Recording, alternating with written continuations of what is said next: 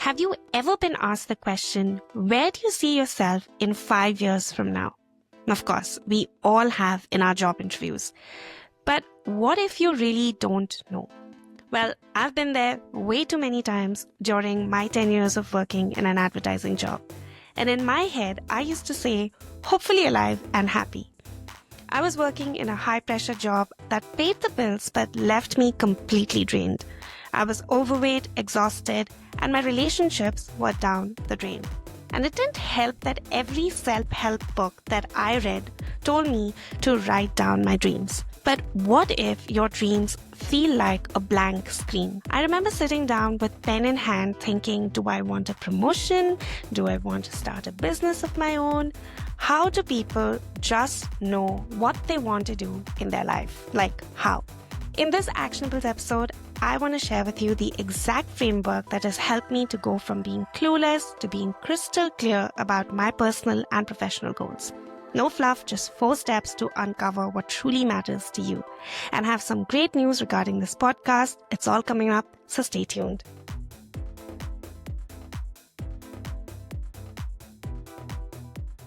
Hey you, welcome back to a brand new episode of the Actionables podcast. In case we haven't met before, my name is Payton. I'm an NLP life coach, and on this podcast, I share insights on how to make your life goals simpler so you can enjoy working on them. Hit that follow button so you don't miss out on weekly episodes. And with that, let's jump into this one. If you were wondering where I have been since I've gone off social media completely for the last 2 weeks, I want to tell you all about it. How last couple of weeks has been crazy good. And I have quite a lot to share with you today. So if you've got a couple of minutes, let's talk about what's been happening with me and how you can use the insights to navigate your own goals. Let me start by sharing with you that it's almost been 7 years of starting this podcast. To be honest, when I look back at my first few episodes, I cringe because I had absolutely no clue what I was supposed to be doing. I just wanted to share my insights of what was working and what wasn't working in terms of pursuing my own life goals. When I started this podcast and my coaching business almost 8 years ago, I had absolutely no clue about what I wanted to create. The only thing I knew was I wanted to provide value to my clients and listeners so that they could benefit and use the insights to simplify their goals. I was in my 20s and still a kid in terms of business with no background in business. It was new and scary. Today, when I look back at my analytics of how this podcast came about, I'm able to see how every week I showed up and published an episode with that simple intention of sharing my insights.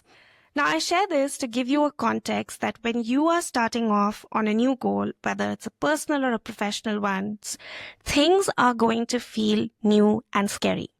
Before we jump into the framework of how to go from being clueless to being crystal clear on your goals, it is important to acknowledge that this feeling of uncertainty is not just normal, but to be expected. Whenever I've been discouraged, I have found immense courage from the words of late Steve Jobs, who said that you can only connect the dots looking back. When I look back at all that I've done in the past, it makes complete sense.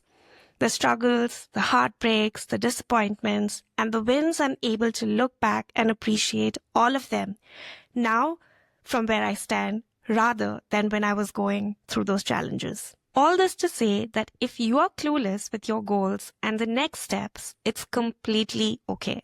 In this next part, I want to share my framework that has helped me, and I hope it will help you navigate your goals. Before we jump into the framework of getting clear, let me quickly share some good news with you. Recently, Actionables was listed as one of the top 100 discipline podcasts by a Million Podcasts, which is an independent podcast listing site. I was sent an email by the founder of the site, Vivek Agarwal, regarding this listing. For a small business like mine, this means a lot. And the last 2 weeks have been super busy with coaching consultations, and I've just not had the time to sit down and record an episode. But now I'm back and I had to share this with you. If you've been a returning listener, thank you so much for supporting me all these years.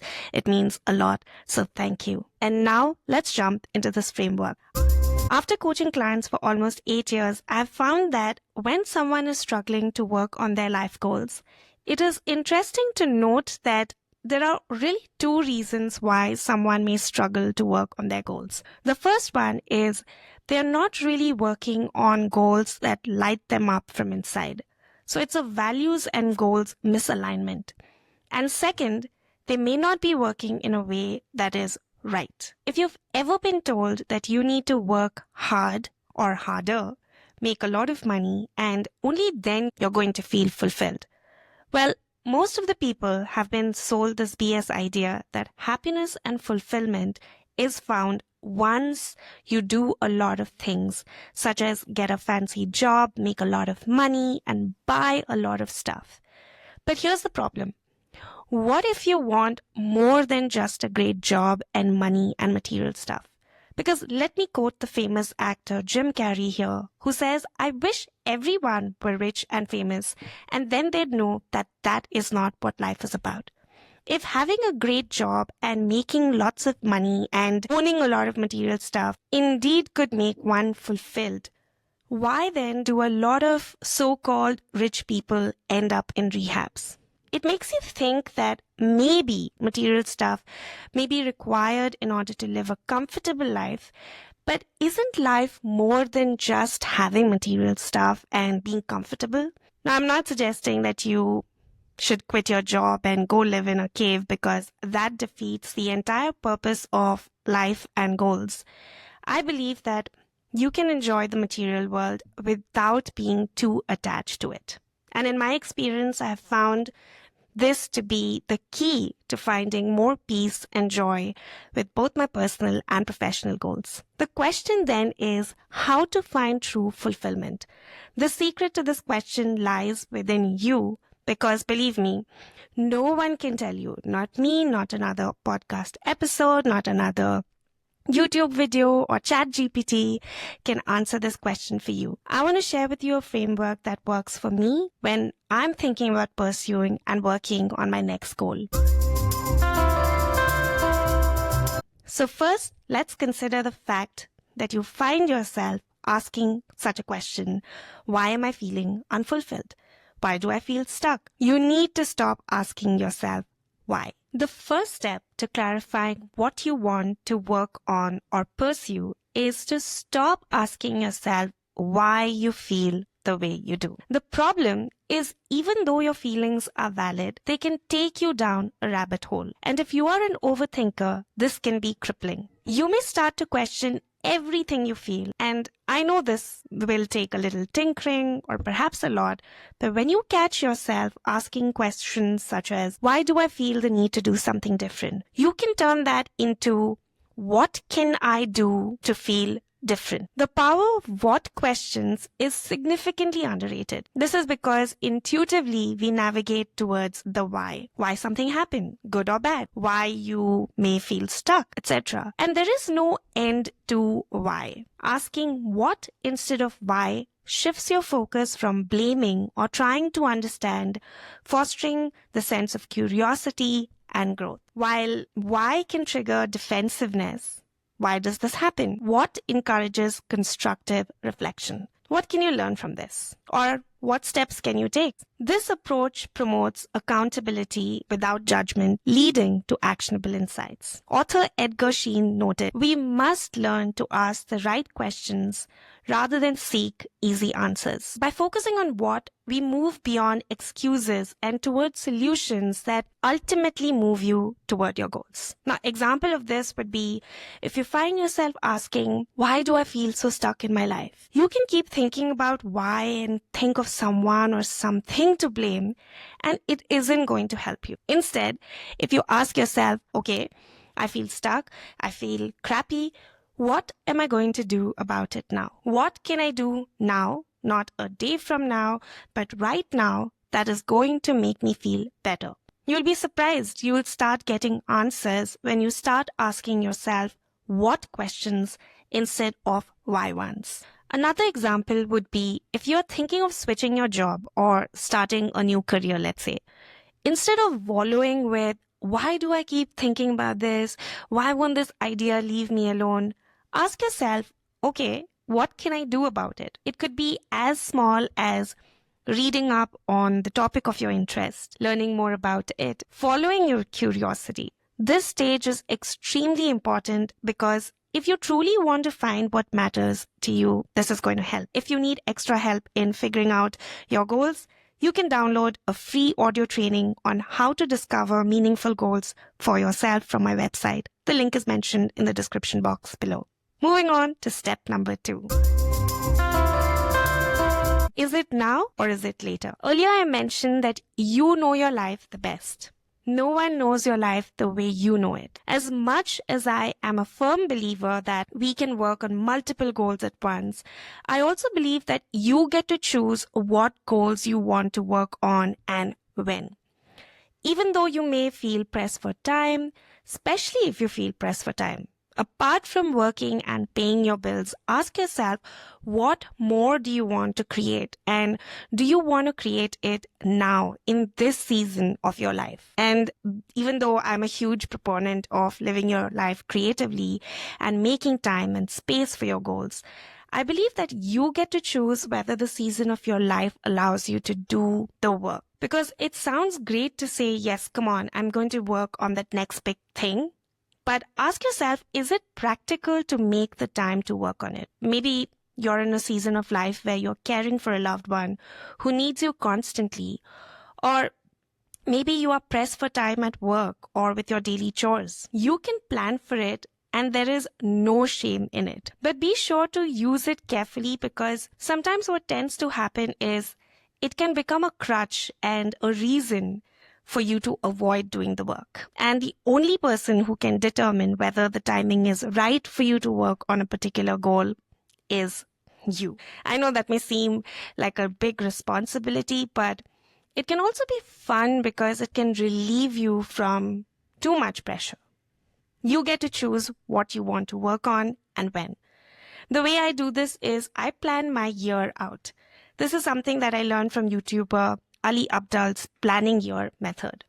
The big projects in my life, personal and professional ones, I sit down before the year ends and I ask myself whether I'd be able to start them and keep up with them considering my personal commitments. This way of working on goals is more relaxed and it doesn't induce unnecessary stress. And sometimes, even after all the planning, things may get delayed. And that is perfectly okay. I prefer planning and things getting delayed rather than not planning them at all. So you get to choose what and when you want to work on your goals that you are curious about. Moving on to step number 3, the Dabble period.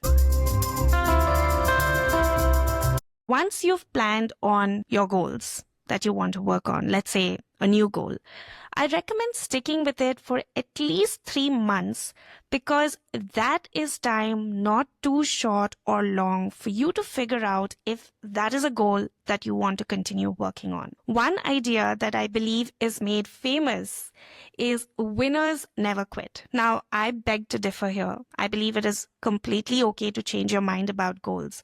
In fact, I think it is necessary to give yourself the room to change your mind. But a lot of times people either give up too soon on their goals or they stick to goals that are wrong for them for a long time and later regret it. What's worked for me is I give myself some dabble period around 3 months to see if I'm still curious about a goal or project. And if it doesn't tickle my fancy, I give myself room to do something else. The only rule I apply here is I'm allowed to change my mind about not wanting to work on a goal because I don't feel interested in it, not because it becomes difficult to work at it. Now, how do you recognize whether you are quitting because of your lack of interest or you're feeling like things are getting hard? This is a very subjective thing, and this you've got to feel. Whether you're quitting a goal or you are continuing on one, I invite you to sit with your goals and ask yourself the simple question that I like to ask myself.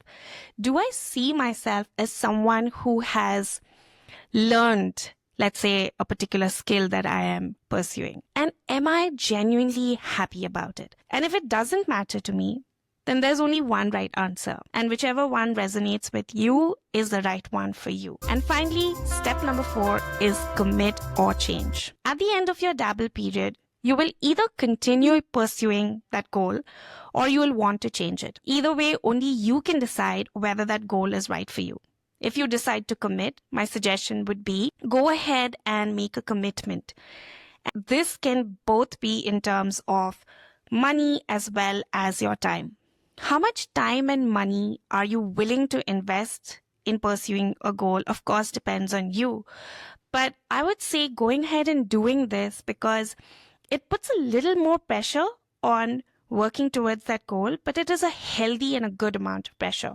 So those were the 4 steps that I used to get clear about what I want to work on next in my life. After trying out a lot of goals personally, when I committed to learning the piano or Spanish or Korean or getting healthier among some of my personal goals, I realized that your goals need to make sense to only one person, and that is you.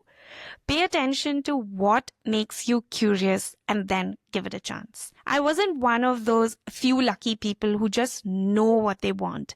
I've had to work on getting clearer about my personal and professional goals over the years. And these steps have worked for me. In the end, whatever you choose to work on, I believe it should bring you peace and fulfillment, not just from the achievement of those goals, but importantly, by working on those goals in the first place. I'm curious, what's that one goal you're thinking about working in the next 1 to 3 months? Comment below and let me know. I would love to hear from you. Also, you can download my free audio training on how to discover meaningful life goals for yourself. The link is mentioned below. So that does it for this episode. If you enjoyed this one, be sure to like, share, and subscribe to the podcast on YouTube as well. Till next week, remember, you matter, your goals matter, and it's really up to you to make it happen. Take good care of yourself, and I will talk to you soon.